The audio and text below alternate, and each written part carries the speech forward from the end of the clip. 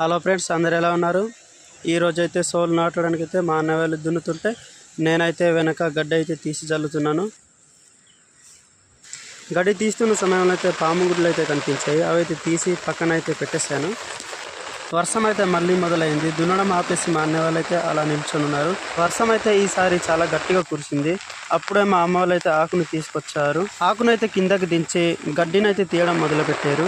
మా గిరిజన ప్రాంతంలో అయితే వర్షం వచ్చేటప్పుడు ఇలాంటి కవర్లు కప్పుకొని పని అయితే చేస్తుంటారు. అప్పుడే వర్షం అయితే తగ్గట్లేదని మా అన్నయ్య చెప్తే నేనైతే ఆవులను అయితే ఇప్పేసి ఇంటికైతే తీసుకెళ్ళిపోదామనేసి తొందరగా అయితే ఆవులకి కట్టిన తాడును అయితే ఇప్పుతున్నాను.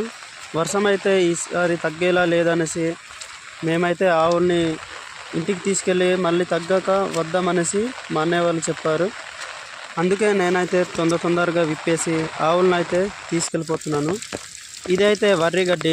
వర్షాకాలంలో అయితే ఆవులకు తినిపించడానికి మేమైతే ఈ విధంగా నిల్వ చేసుకొని ఉంచుంటాము. ఆవులను అయితే తీసుకెళ్ళి సాలలో అయితే కట్టేశాను. వర్షం తగ్గాక బయటకు వస్తే గడ్డ అయితే చాలా పెద్దది వస్తుంది. తర్వాత అయితే మళ్ళీ పని మొదలెట్టాము.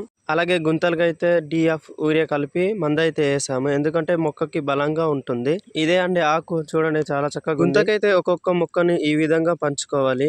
ఆ తర్వాత అయితే అలాగా దాన్ని చుట్టూరా మట్టి కప్పేసి నాటుకోవాలి. ఈ గరువులో నాటడానికి 2 రోజులు అయితే పట్టింది. ఈ రోజు అయితే అయిపోయేలా ఉంది. మధ్యలో ఖాళీగా కనిపిస్తుంది కదా, అక్కడైతే కల్లం చేయడానికి అయితే వదలాము, ఎందుకంటే అక్కడే ధాన్యము సోళ్ళు కూడా అక్కడే నూర్పుతాము. చివరికైతే సోళ్ళు అయితే నాటేసాము.